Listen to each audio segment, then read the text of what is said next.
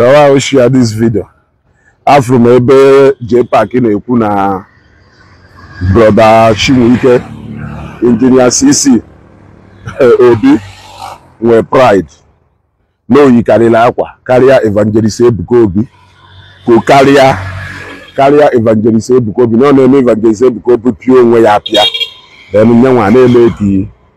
noise wee sị ka njụọ J-Park engineer CC Obi oka we pride because according to you ikwuru na ọhụrụ nya onye nwa anointing na na-ekwu ife a n'ọkwa ntapụ ife ọtapụ n'ọkwa jos na ebisara ya nwobere aka n'isi ebago n'ọkwa jos nwobere aka ebisara ya n'isi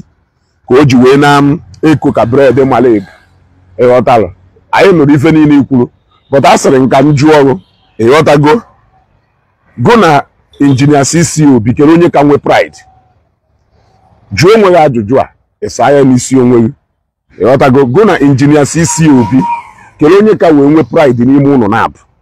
ịghọtana because na ntu a o si wee wụrụ nwanne evangelist Ebuka Obi ọ ka dọnọrọ mma n'ife nwanne mmadụ nwere uwe ife etu o si wee wụrụ in fact ọ bụla just nwanne evangelist Ebuka Obi na ife ọwụwụ ejima evangelist Ebuka Obi ịghọtago ejima evangelist Ebuka Obi ka ọwụ so na etu o si wee wụrụ nwanne evangelist Ebuka Obi wee firuo nọ na eko because of anointing and ngabasị nwanne nwoke nwere ngụnwakwanu ji connection ogo everyday contact ya nụrụ ife contact ji kwụsị nka contact ji wee sị nka just because ni feel need close to baby ọkụ ha zenko ha na ndị otu ha ya nụrụ ife na Facebook ị na-eko ịka ha yikarị akwa ịka ha eyi akwa ịka ha eme mkpọtụ ebe a zenko nọ kịta zenko ya aga ya nwa na zenko nọ jee na-elegodu zenko ịfụ ya afụrụ m vidio ebe nye na mmadụ na-ekwu okwu ọ na-agwa onye ahụ na iyi akwa ahụ ekwe na ọha yes ọ gbata n'iche na ịfụnụ chee na ọnya n'onu mgbe a na-akwa mmanya not because of no gift mmadụ wetara ya ka o ji wee nyara ya n'onu na ife abụrụ his style ịghọtago ịka ha eke ekuke ịka bebi ọkụ eke ekike ego ị na-spend were akwa ka i were eruku like a big man ndewu ọgaranya ahụ ị na-eso eso aha spend such amount of money na ịkwa akwa ikokarịrị ha imekarịrị ha na mkpọtụ announce karịrị ego ha everyday Ebuka Ọnụnkwọ nka thank God na Ebuka Ọnụnkwọ eze ndị Igbo nyere an idea of ife a na-ekwu thank God na cautionụrụ na ife a na-ekwu ịghọtago so amụrụ m program m nwere wit unu na Facebook awụ na-akpụ ibe ewọ itiri video ebe evangelist engineer CC Obi na-introduce nwanne ka ha si na elevator elitu na-asị na-ere onye ahụ nke onye amụma ka ibe jajajaja he was simply hyping his brother which is not a bad thing iwere etinye n'onwe pride na suppose repie onwe ya apịa mepe a prayer war not suppose ide lead a prayer group called prayer warriors na Zion ministry ngụnwa kwanuko karịa ndị ọgaranya ị na-etiri mkpu ịka ndị ọgaranya ị na-etiri mkpu eko ịka ha egosi na nwere ego pọfenge kpọwuwe je China the other day aya nụrụ onu pọfenge mana ngụnwa nyere mkpọtụ je karịa ebe niile president ndị arịarịa akpọkwa na je China nke aya anụ buhodori maka president ndị arịarịa mana mkpọtụ karịrị akarị ndị mmadụ nọrọ na kọmitii nye gị ego iji wee mee wedin bịara wedin nwụ anyị anụghị onu ndị bịara wedin mana ngụnwa abịala unyere mkpọtụ nye karịa mkpọtụ ebe niile ịnọ ọgaranya nso na-edebe ahụ na nwere connection mana ngụnwa ndị nwede contact iji aba aha n'onu ha mana ngụnwa na-enjoy their contact everyday ya nụrụ gị ife na Facebook contact this ọgaranya nọrọ ọgaranya nso nwee connection nwee nke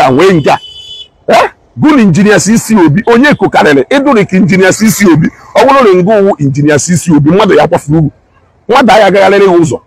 ịghọtana because ejima ya o nwere right iko ife ejima enwere because ofu ọbala ife ha na-abụ ji wee kpụ eji wee kpụ ha na-abụ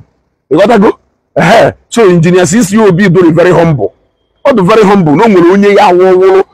awụwụrụ nya nọ in the position of engineer CC Obi a the whole Lagos state ya ma n'ọnọ amụwo ya ma n'ọnọ and ọwụrụ ngụnwa J-Park nọ in the position of that CC Obi with the record of ntụ isi eko ka bread mara ebu ntụ isi wee maa na Facebook mmadụ nya the whole Victory Estate ya ma na-eme am word of ya shut down for your sake. The whole island, the mainland here, mother galogoso. Emma, what I go, Emma. So, to one way on a scale, to that guy on a scale. Emalo go na ye, only deserve for that particular video. Go na ye, kelunye kekuko, go na kelunye mpako. Very humble man, very jovial. Ne ngulunwe yangle. Ne ngulunwe yangle. Joe we Jojo. He pride in email.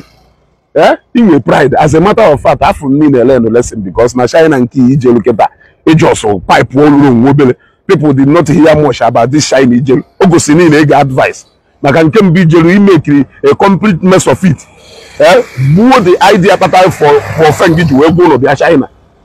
So this one I guess not because of only Siafia go na weje melone pipe ulo. I swallow you can whoop here. I am not going na Facebook. Iye mo do kongu woni izije go China. Maka ifo woni imelu no wa. Ine ejiri uko na mpako meye otoka ase no ngu wa go nyi izi mebe na ala ifa. Nyaka inwelu God.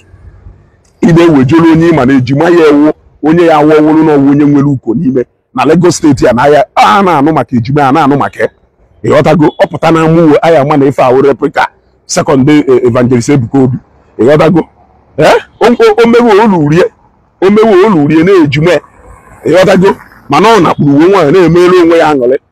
iworukwa anyi nkwu because una eje na ebe evangelist Ebuka Obi na ọwọkọ oluje na Zion ọwọkọ oluje na Seraphic Hospital ọwọkọ nchigata kita bụ engineer CC Obi ife na ewukwa kita ahụ engineer CC Obi mekwa na ekọ popular mekwa na ekọ the most popular engineer enwere na Facebook e otago ejike moment of truth buy camera engineer CC Obi buy camera engineer CC Obi Ken Palace of Justice buy camera engineer CC Obi na afie be niile chiwo nwe ya ajụjụ e malu go na ye kele onye ka mma go na ye kele onye ka nwe pride ọ na ịza nwe onwe ya ajụjụ a ihe nweta the answer ị na-achọ e otago we no nkunu se fom